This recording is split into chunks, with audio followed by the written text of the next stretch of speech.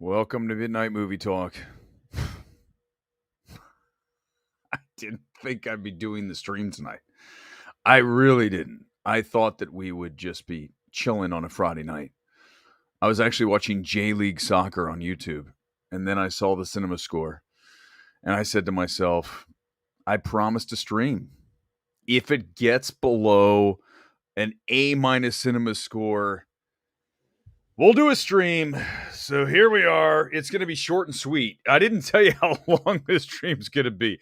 I just said I would do it if it lands a sub A minus cinema score. And there it is. Ant-Man and the Wasp, Quantumania with a B cinema score.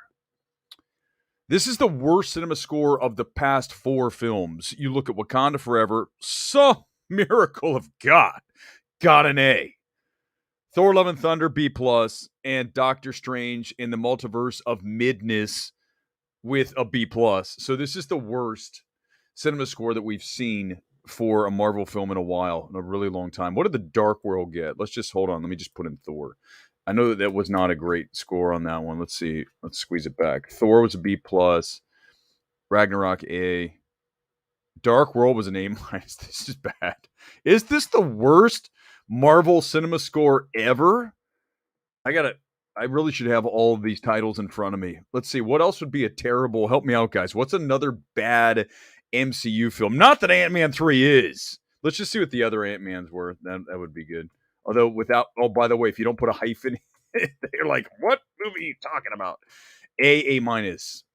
So this is quite a bit under that. Remember, we talked about whenever we do cinema score, and I'm the first to acknowledge this, when you drop, so every level you drop on cinema score, when you go from A plus to A to A minus, every time you drop a minus or plus, you're just doing that little fractional, tiny little thing. It looks like it. No, it's quite a bit more than that. Every time you drop B plus to B is a chasm. So this is not good. This is really poor news for Disney going forward with this film. I am in a state of shock because this is not a bad film. This is not a B CinemaScore film. It's just not. We can listen. We're not going to do a 10-hour stream. There's no chance of it tonight. But I know that this is not a B CinemaScore film. But yet, as I look at the grade, it is a B CinemaScore. Now, comments in a second, but I do want to go to some good news for Disney, for Marvel Studios, is that it looks like, according to Deadline, very much on top of box office on Friday. They seem to have the whole weekend ready to go. They say it's going to be about 44 million today, including that 17.5 last night. A 3-day at about 100, and then that would push it to somewhere between 115 and 125, depending on how things go on Sunday, and then, of course, Monday's the holiday. So if they get to 115 for 4, 125, they're going to be really stoked. But tonight's B CinemaScore is not good. Is not good. What's the post-track come in here? 75% positive, 3.5 stars, 60% recommend. Tougher than usual, Marvel Thursday night crowd. What the hell? Why do you guys hate this movie so much? Why do you hate it so much? It's not that bad, man. Good Lord, Wakanda Forever is way worse than Ant-Man 3. It's not even close. See, I just wanted to sit back and chill tonight, and now I'm screaming into a microphone because you guys think that Ant-Man 3 is worse than Wakanda Forever. I can't even, formulate thoughts to that. Wakanda Forever is boring. It's a slog. It's overlong. This film is fun. This film is goofy, but yet has some stakes to it. So it's not quite Love and Thunder like a lot of you. This movie's too much of a goof film. I want some serious stuff. Well, this has a good blend of both, but somehow it wasn't enough for you guys. Eternals was a B, which is better than Eternals. That's right, I forgot all about Eternals. I mean, talk about a mid-movie at best. So this is better than Eternals. Can I at least please get a thumbs up for that? Can I get a comment from someone who agrees with me that Ant-Man 3 is better than Eternals? I mean, good Lord, B is wild. B is insane. B is stupefying. I can't even formulate in my head how this happened here tonight. I definitely had a worse time in Wakanda Forever. Absolutely. Thor Love and Thunder and Eternals. Supaj, this film is not a B. Is everyone that angry about MODOK? Is it really all about that? Damn you guys. You guys ruined canon. This is religious text you guys are supposed to be transcribing for us and turning into a screenplay, and you give us MODOK, the goof MODOK. I hate you, Marvel. It's like, come on, man. It's a comic book movie. Stop being so serious about these things. Eric, it's better than half of Phase 4. Man, I know I'm right. I know you're right too, Eric. From one Eric to another, you are right. No, it is not trash. It's not at all. It can't. Well, it could be one of the things. MODOK didn't live up to our expectations. This is an affront to all things sacred in the MCU. I mean, I just don't understand that thinking, but there are people out there who do think that way. This is my religion. Don't mess with it. It's a goddamn comic book movie. And sometimes they're good and sometimes they're bad, and they're just comic book movies. I'm not going to go full Scorsese here. But you guys, come on. It's a comic book movie. Because I can't believe I'm doing a stream tonight. I can't believe we're staring at a B CinemaScore. This is, by the way, who else is doing a stream on a Friday night about Ant-Man's B CinemaScore? That's the nicheness of this show, which I love. Hopefully you guys do too. But I promise we do the stream, and here it is. And I'll tell you, okay, Ken, you didn't think it had any stakes? Too much time spent on Earth, no one to care about besides the 5 leads. Well, it had some stakes. I mean, I would have preferred to see someone bite the bullet, right? Somebody eat it. But we didn't have that. But I still felt like it had more stakes than Thor Love and Thunder, but I also like Thor Love and Thunder. Sorry, I just can't get my head around this. At this point, Juan, I don't know. I don't think it's going to hit 700 million. It's a bad B CinemaScore. We're going to see what happens with the opening weekend. We'll be back here on Sunday night, obviously, with the full number. But it's not looking great. Just based on, and I know the B CinemaScore is not like the end of the world, okay? Let's make that clear too, but it is an indication that audiences do not like this film as much as I thought they would. I mean, the jokes were funny enough. I mean, they weren't like a laugh out loud stand-up, comedy thing, but it was good enough for me. I'm sorry. Maybe my expectations are too low, but I'm telling you, this film's not that terrible. It's not. I don't care what you all say. Omega Swiper, you think that Hank Pym should sell his Pym particle tech? He would make a killing for men and women. I'm not even thinking of it at that level, Omega Swiper. I'm just trying to enjoy my 2 hours in a movie. My God. But yeah, it's not good. It's not good. Let's look here. Eternals was a B. And let's just look at recent cinema scores since we're here, and we'll just check what are some other grades recently that we can compare this Ant-Man grade to. 80 for Brady, A-. I mean, considering the audience, yeah. Avatar, A. That's hilarious. Almost as funny as Wakanda Forever's A. Okay. Avatar Way of Water. What a slog of a film. Infinity Pool, C-. I'm okay with that. Still better than his dad's movie. Don't even make me think of it. Crimes of the Future. Knock at the Cabin, C. Bad grade there. Better film than that. Megan, B. For horror, that's good. Missing, B. Violent Night, B+. Whitney Houston, I Want to Dance with Someone. Never saw that. Never saw it. A. So there we go. It's a bad grade, but hopefully the weekend will end up at least 115 for 4 would be, they take it. 125 they'll be very happy with. But remember, it's also global box office. China's coming in, I think, first day about 6.5. And then the weekend and 20-something, I think they had it at. So we'll have all those numbers on Sunday night. But I did promise a stream tonight. And I told you it wouldn't be long. It's short and to the point. But tonight's news is not great for Disney with that B CinemaScore. Not the end of the world. Box office supersedes all, including cinema scores, but it is an indication of word of mouth. And the word of mouth, as of this moment, is not as strong as I thought it would be. That's essentially the takeaway here. I think the fact Quantum Realm is a blue screen always. I like Pandora better. Yeah, I mean, listen, we talked about it being a green blue screen. We talked about how they are actors obviously acting in front of all that stuff. I felt like it looked better in this film than it did in Doctor Strange, though. You had more time for the effects. Understood. Pandora's a different thing, right? But I don't know how you guys, when you watch Avatar, I don't know how you don't think that you're watching a video game, right? In this case, at least we have the video game and then we have actors in front of the video game. When I'm watching Avatar, I'm watching the full video game, right? We are not watching real human beings in front of a green screen. We're watching the whole thing. I'm just not a huge Avatar fan. I readily admit that. I'm not going to pretend that I am not at least somewhat biased in not enjoying Avatar as much as a lot of you do. But they used the volume for this, not blue screen. Okay, well, yeah, Alex, I'm gonna trust you. I don't have the the ins and outs of how they make the film, but I'm just going back to the old way of the green screen. Right? So they use both. All right, I'll let you guys. You guys can debate that, but I think the big question is why isn't this film working as much? And a lot of this, remember, comes down to the fact that it's MCU fans who go to see it opening night. So the first crowd in there to go over, and by the way, they usually do the grading over at Burbank 16. So they just started doing that over the last several months. Burbank 16, hardcore cinephile theater. Okay.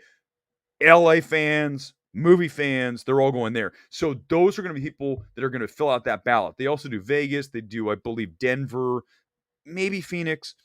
So they try to get a few places. Most of them are out west. And then they get the aggregate and then they just say, here's the grade. But when you grade with people that are going to see it that are hardcore Marvel fans, they're going to go lower than, Joe Sixpack in our favorite town of Dayton, Ohio. So that does affect the grade. I mean, there's no question about it. The only movie show the MCU released that audiences generally loved was No Way Home. Everything else either bombed or underperformed. Well, I mean, when you look at Doctor Strange, did it get to 900 million? It was somewhere up in that range, right? Didn't get to $1 billion because it didn't have China. No Way Home was a unique situation. Obviously, that's a different animal when we talk about that. Comparing Eternals to like No Way Home, we can't do that.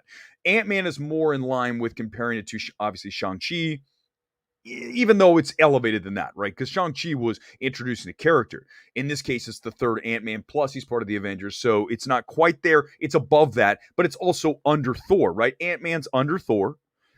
Always has been. When you look at the box office results, he's a minor character, even though I think Paul Rudd is really, it just fits him now so well.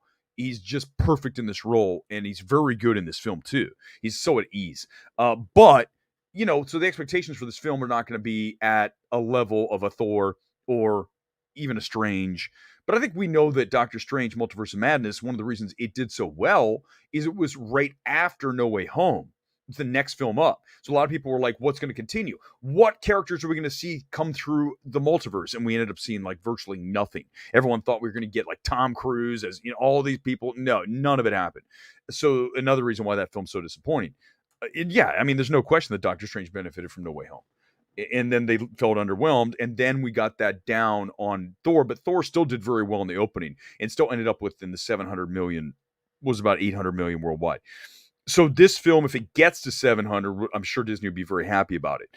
But they're not losing money on this film, right? It's just the profit margin is not going to be nearly as big on this film, assuming it's able to leg out at least another weekend or two. Remember, next weekend, we got nothing. Next weekend, we have Cocaine Bear. But that's not direct competition. That is definitely not a 4-quad film. So the families aren't going to that. When you look at the family audience, they're still going to be hanging out in Ant-Man. It's not until we get to Creed 3 the following weekend that we're going to get a little bit of blend and you're going to lose some of that.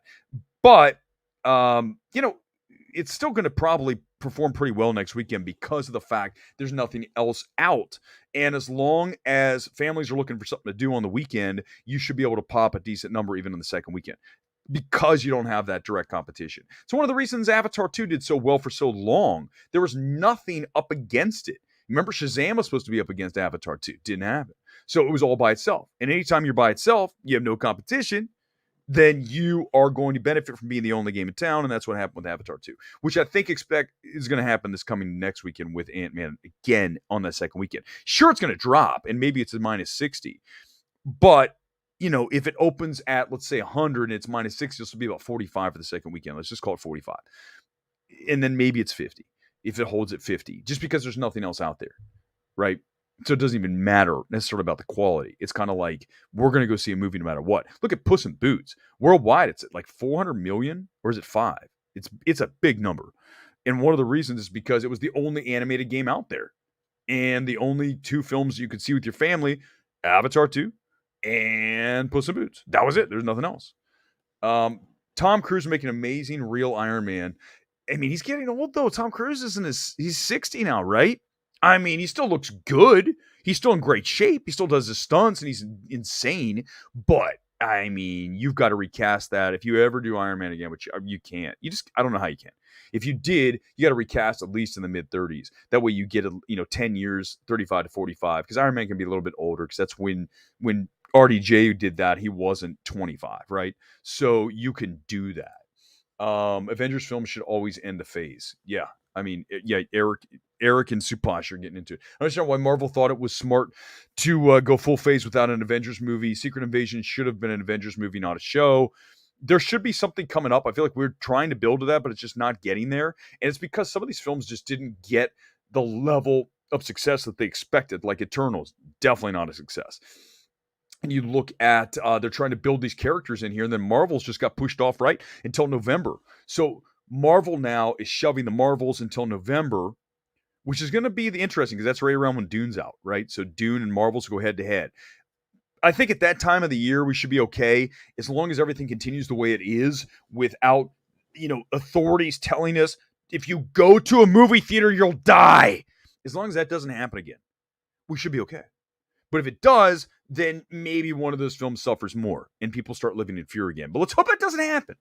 And if it doesn't, I don't think it really matters necessarily. There is enough volume out there. There's enough people that want to go see a movie in a movie theater right now that you can have multiple films in there. We weren't there even like a year ago, right? We got here recently, and people are waiting for the right film. I think this film is going to benefit at least over 100 for 3 and maybe 115, 125 for 4 if it really starts to push on that Sunday into Monday. But the B CinemaScore does put a lid on that. If it was like an A CinemaScore, then I would say we're probably going to 125. The B tells me maybe we're going to be closer to like 105, 110, maybe 115 for lucky. Because, again, no other competition. At the end of the day, that's a big deal. It's a very big deal. Juan, Eternals, Love and Thunder, and Doctor Strange had zero competition weekend 2. Okay, so, but remember a couple things. The Eternals is not Ant-Man, okay? Eternals is its own thing. People, non-Marvel fans were not interested in Eternals. So let's take that out of the conversation. Love and Thunder and Doctor Strange. The reason those fell so big is because you had a bigger opening. So whenever you have a bigger opening, naturally, the second weekend is going to be smaller because there were more people that went to go see it. They ran out to see it first weekend. In Ant-Man's case, if the number's lower, then what we can assume is maybe some of those people on the fence will go see it over the next, the second weekend. So you're not going to have the drop as much. Just when you think about it that way, right? More people went to see it, so therefore the drop should be bigger. Fewer people went to see it, therefore the drop should be smaller. That's just, it's just kind of just basic. It's logical. Doesn't mean it's going to happen that way. But if you didn't run out to see it, then obviously there's a good chance you might go see it. Although the word of mouth on this is not as strong as I expected it to be. And it's proof tonight with that B CinemaScore. There's no way around it. Alex and Clips, okay, if you think this CGI is atrocious, then what did you think of Doctor Strange? Like the opening scene. The opening scene of Doctor Strange in the Multiverse of Midness. How bad is that? That is, you can almost see the green. You can see them stepping on the green screen. Here are the green stairs you're going to climb up. It looks terrible. Okay, so this, I understand it still is it's never going to look fully lived in like what Denis did with Dune, where he's, they're physically on location. He built the sets. Everything is there. It's, functional. It's not CGI. There is CG in there, clearly. They're not flying the ship.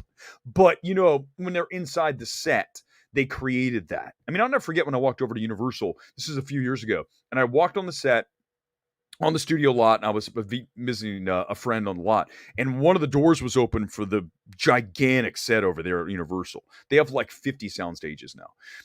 And I looked in and I'm like, oh my God, it was Crimson Peak. Remember that forgettable as hell Del Toro movie? That was what it's called, right? Crimson Peak? Crimson Red? What? I think it was Crimson Peak. Forgettable film. But they had the entire, like, their, domain there. And I looked in and I go, oh my God, what am I looking at? That's the difference, right? When you have the actual sets. That's not it's not happening here. So it's always going to feel like you're kind of out. You just have to almost just like go along with the pretend. If you do not do that and you just go, oh, that's them in front of a green screen, then the whole movie's going to fall apart. You have to just kind of just let yourself go, right?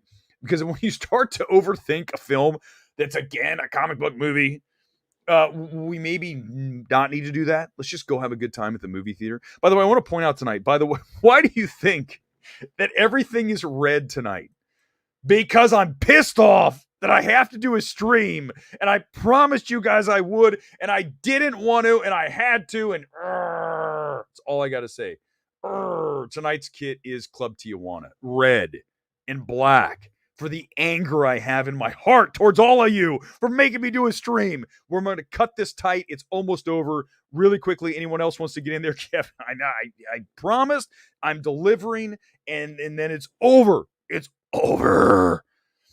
Chris Gore is probably at home hanging out on his couch, which is where I should be. I should be in bed. I was ready for sleep. I had my pajamas on, for God's sake. You guys made me do a stream. Watch the first episode of Picard Season 3. Exceptional CGI effects. I'm not going to watch a Star Wars show. There's no damn chance. William, Dune is going to F the shit out of the Marvels and everything. I mean, we know that Dune's going to be a better film than the Marvels. Come on, man. Who actually thinks that Marvels is going to be better than Dune? Nobody. Ant-Man and Wasp fell more than 60% in the second weekend. Fine. If it drops at 60%, Marvel's not going to stop making films because Ant-Man doesn't hit 700. Okay? They're not going to lose money on this film. Okay? This is not Lightyear. That was a whole, my God, right? This isn't Strange World. This isn't Amsterdam. This isn't Babylon. Thank God it's not Babylon. Right? Films that lost the studio, they lost their ass on the film. That's not going to happen here with Ant-Man. Okay? It's not going to happen.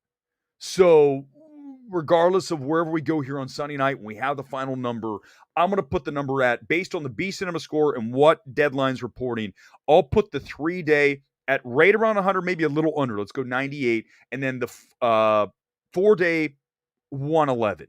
Just because of this B CinemaScore, I'm going under. So I'm going to take that 115 and squeeze down and not go to 125. If I had an A CinemaScore, I'd roll it and say, let's go to 120, 125. But based on what I'm seeing here tonight, the bad CinemaScore, which is B's bad. Okay, there's no way to spin that other than to say the truth. That's what it is. It's bad. It's bad. I looked at the Marvels poster for like a second, Gore. I don't think I even have a comment.